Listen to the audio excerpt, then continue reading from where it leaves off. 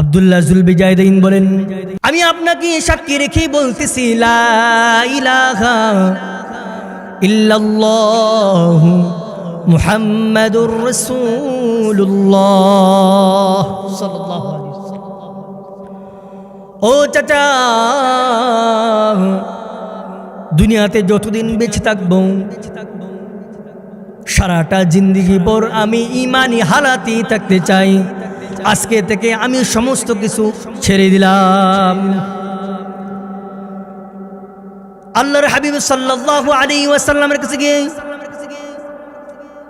তার কাছে গিয়ে আমি সারাটা জিন্দেগি কাটাই দেব।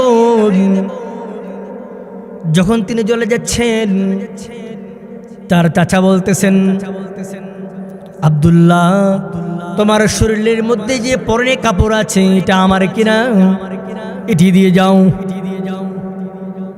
আব্দুল্লাহ যুলবিজাইদাইন দিতে চায় না, কিন্তু সভ্য চাচা কি করলেন, তার শরীর থেকে জোরাজুরি করে কাপড়গুলো খুলে নিলেন।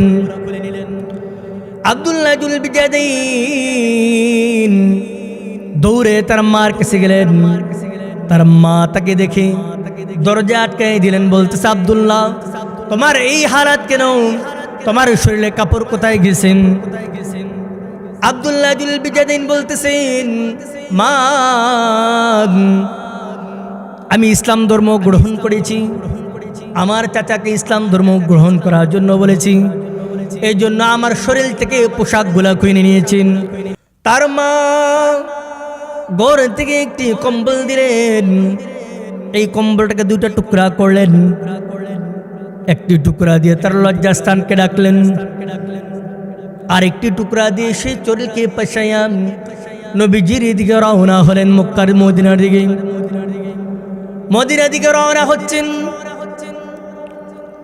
আস্তে আস্তে করে আগাচ্ছেন আর সমস্ত কিছুর জন্য কান্না করতেছেন। শুরু থেকে নিয়ে আজ পর্যন্ত তারা চাচা তাকে লালন পালন করেছে, ছোটবেলা থেকে তার মা লালন পালন করেছে, ওই কথা স্মরণ করে করে কান্না করতেছে। তার যত সম্পদ ছিল সমস্ত সম্পদ নিয়ে নিছে, এই জন্য আব্দুল্লাহ কান্না করতেছে। আস্তে আস্তে করে রাত যখন গভীর হয়, নবী করিম সাল্লাল্লাহু আলাইহি ওয়াসাল্লামের কাছে পৌঁছে যায়। আব্দুল্লাহ যুলবিজাইদাইন বলতেছেন, পয়গম্বর, আমি ছোটবেলা আপনার কাছে ইসলাম ধর্ম গ্রহণ করেছিলাম, এখন সমস্ত কিছু ছেড়ে দিয়ে, বাপ দাদার সমস্ত সম্পদ ছেড়ে দিন, মাকে ছেড়ে দিন, আমার চাচাকে ছেড়ে দিন, সমস্ত সম্পদ ছেড়ে দিয়ে আমি আপনার কাছে চলে আসছি। দুনিয়াতে যতদিন বেঁচে থাকবো আপনার কাছে থাকতে চাই।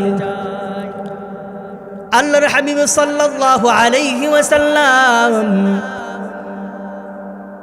তাকে একটি চাদর উপহার দিলেন, বলতেছেন, তুমি এই চাদরটা ব্যবহার করো। এবং সমস্ত সাহাবী কেরামদেরকে বলতেছেন, সাহাবীরা, আমার আব্দুল্লাহর দুনিয়াতে কোনো কিছুর অভাব নাই, কিন্তু আমি আর রাসূলের মহাব্বতে, আল্লাহ তাআলার মহাব্বতে সমস্ত কিছু ছেড়ে দিয়ে মদিনায় চলে আসছি। আজকে থেকে যতদিন পর্যন্ত আব্দুল্লাহ থাকবেন তার সমস্ত কিছুর দায়িত্ব আমি মুহাম্মদ নিয়ে নিলাম। সুবহানাল্লাহ। এবং নবীজি তাকে টাইটেল দিয়ে দিলেন আব্দুল্লাহ যুলবিজাইদাইন। বিজাইদাইন শব্দের অর্থ হচ্ছে দুই টুকরা কাপড় পরিহিত আব্দুল্লাহ। সুবহানাল্লাহ, এটা নবীজির টাইটেল। আল্লাহ রাসূল সাল্লাল্লাহু আলাইহি ওয়াসাল্লাম অন্যান্য সাহাবী কেরামদেরকে বলতেছেন, ওই সাহাবীরা, এই আব্দুল্লাহকে তোমরা কোরআন শরীফ শিখাবা, নামাজ কিভাবে পড়তে হয় তা শিখাবা, সমস্ত কিছু শিখাবা। কিন্তু আমার আব্দুল্লাহর কেউ নাই। আমার আব্দুল্লাহ দুনিয়ার সমস্ত কিছু ত্যাগ করে আমার কাছে আসছে। আব্দুল্লাহ যেন আর কোনো কষ্ট না পায়। আল্লাহর হাবিব সাল্লাল্লাহু আলাইহি ওয়াসাল্লামের কাছে কিছুদিন পরে সাহাবাই কেরাম বলতেছেন, হুজুর, এই আব্দুল্লাহর জন্য তো ঘুমাইতে পারি না, এত জোরে জোরে কোরআন কারীম তেলাওয়াত করে, এত জোরে জোরে জিকির আসকার করে আমরা ঘুমাইতে পারি না। আল্লাহর হাবিব সাল্লাল্লাহু আলাইহি ওয়াসাল্লাম বলেন, ও ও সাহাবী کرام, তোমরা তো জানো না আমার আব্দুল্লাহর ঈমান এত বেশি, সে আসতে পড়তে চায় কিন্তু তার ঈমানের স্পিরিটের কারণে তার আওয়াজটাকে আরো বাড়ায় দেয়। সুবহানাল্লাহ। আব্দুল্লাহ যতদিন তালাত করবে, যতদিন ইবাদত করবে, তাকে বাধা দিও না। কয়েকদিন পরে আল্লাহর হাবিব সাল্লাল্লাহু আলাইহি ওয়াসাল্লাম সমস্ত সাহাবায়ে কেরামদেরকে বলতেছেন যুদ্ধে যাওয়ার জন্য, প্রস্তুতি নেওয়ার জন্য। আব্দুল্লাহ জুলবিজাইন নবীজির কাছে এসে বলে, নবীজি আমিও আপনাদের সামনে বলতে চাই, আমিও যুদ্ধের ময়দানে যাব। আল্লাহর হাবিব সাল্লাল্লাহু আলাইহি ওয়াসাল্লাম বলেন, না আব্দুল্লাহ, তুমি যুদ্ধের ময়দানে যাওয়ার দরকার নাই।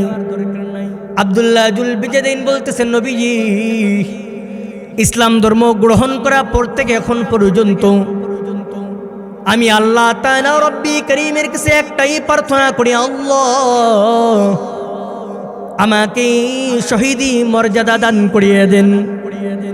আমার যখন মৃত্যু হবে সাধারণ কোনো মৃত্যু দান করিয়েন না, আমাকে শহীদি মৃত্যু দান করে দেন। আল্লাহর হাবিব সাল্লাল্লাহু আলাইহি ওয়াসাল্লাম আব্দুল্লাহ জুলবিজাইনকে বলতেছেন, আব্দুল্লাহ যারা যুদ্ধের ময়দানে মারা যায় তারাও শহীদি মৃত্যু কামনা করে, শহীদি মৃত্যু আল্লাহ তাআলা দান করে দেয়। আর যে ব্যক্তি ঈমানি হালাতে, জ্বরে সর্দিতে, কোনো অ্যাক্সিডেন্টে, কোনো অবস্থায় যদি মারা যায়, আল্লাহ তাআলা রব্বি করিম ওই বান্দাদেরকেও শহীদি মৃত্যু দান করে দেয়। সুবহানাল্লাহ। ঈমানি হালাতে যেই অবস্থায় বান্দা মারা যাবে আল্লাহ তাআলা তাকে শহীদ মর্যাদা দান করে। সুবহানাল্লাহ। রাতের মধ্যে সমস্ত সাহাবায়ে কেরাম যুদ্ধে ময়দানে যাওয়ার জন্য প্রস্তুতি নিয়ে নিচ্ছেন। আব্দুল্লাহ জুলবিজাইন বলতেছেন, নবীজি আমি যাব। আল্লাহর রাসূল বলেন, না। আল্লাহর রাসূল সাল্লাল্লাহু আলাইহি ওয়াসাল্লাম দেখতেছেন ওই সাহাবীর প্রচন্ড জ্বর। আব্দুল্লাহ জুলবিজাইন জ্বরের কারণে মারা যায়। আল্লাহর হাবিব সাল্লাল্লাহু আলাইহি ওয়াসাল্লাম সমস্ত সাহাবায়ে কেরামদেরকে বলতেছেন, আমার আব্দুল্লাহকে কেউ কাফন দাফন করাবা না, কেউ দোয়াবা না। আমি নবীজি নিজের হাতে আমার আব্দুল্লাহকে দোয়াবো, আমার আব্দুল্লাহকে কাফন দাফন পড়াবো। আল্লাহর রাসূল সাল্লাল্লাহু আলাইহি ওয়াসাল্লাম এলান করে দিলেন জানাজার মাঠের মধ্যে সমস্ত সাহাবায়ে কেরাম একসাথে হয়ে গেলেন। আল্লাহর হাবিব সাল্লাল্লাহু আলাইহি ওয়াসাল্লাম দেখতেছেন ওমরে ফারুক রাদিয়াল্লাহু তাআলা আনহু, আবু বকর সিদ্দিক রাদিয়াল্লাহু তাআলা আনহু কবরের মধ্যে নামলেন। সমস্ত সাহাবায়ে কেরাম তারা আব্দুল্লাহ জুলবিজাইনের লাশটা দিতেছেন। আল্লাহর হাবিব সাল্লাল্লাহু আলাইহি ওয়াসাল্লাম বলতেছেন, ও আব্দুল্লাহ তুমি তো আমাকে কাঁদায় দিয়ে গেলাম। ইতিহাসের ভিতরে লেখা হয় আল্লাহর রাসূল সাল্লাল্লাহু আলাইহি ওয়াসাল্লাম কোন সাহাবীর জন্য এত পরিমাণ কান্না করে নাই যে পরিমাণ কান্না করেছে আব্দুল্লাহ জুলবিজাইনের জন্য। সাহাবায়ে কেরামদেরকে বলতে, সাহাবী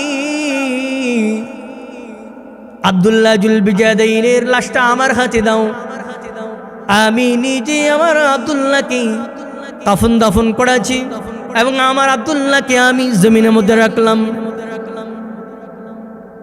কবর দাফন করার পরে আল্লাহ তাআলা রব্বি করিমের কাছে হাত তুলে দোয়া করতেছে, আল্লাহ ও আল্লাহ আমি আমার আব্দুল্লাহর প্রতি রাজি এবং খুশি হয়ে গেলাম, তুমিও আমার আব্দুল্লাহর প্রতি রাজি এবং খুশি হয়ে যাও।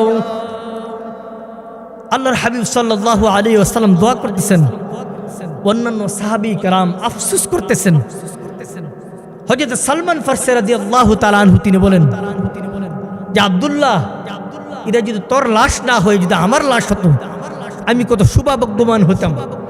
কেন যেই জায়গার ভিতরে আল্লাহর রাসূল সাল্লাল্লাহু আলাইহি ওয়াসাল্লাম দোয়া করতেছেন এবং বলতেছেন আমি আমার আব্দুল্লাহর জন্য রাজি এবং খুশি হয়ে গেলাম, তুমিও আল্লাহ তাআলা আমার আব্দুল্লাহর প্রতি রাজি এবং খুশি হয়ে যাও। ইসলামের জন্য সাহাবী کرام কত কষ্ট করেছেন, তাদের জান মাল বিলাই দিয়েছেন, তাদের সম্পদগুলা বিলাই দিয়েছেন এবং সমস্ত কিছু বিলাই দিয়েছেন। অথচ আমরা কোনো কিছুই করতে হয় না, এমনি এমনি আমরা ইসলাম ধর্ম পেয়েছি, এরপরে আমরা ইসলামকে গ্রহণ করতেছি না, ঠিক মতো মানতেছি না। আল্লাহ তাআলা রব্বি করিম দুনিয়াতে যতদিন বেঁচে থাকবো ঈমান আমলের সহিত এবং ইসলামকে সুন্দরভাবে যেন আমরা আঁকড়ে ধরতে পারি এবং আমল করতে পারি, সেই তৌফিক যেন আল্লাহ তাআলা আমাদের দান করেন। ওয়া মা তাওফীক ইল্লা বিল্লাহ। আসসালামু আলাইকুম ওয়া রাহমাতুল্লাহ।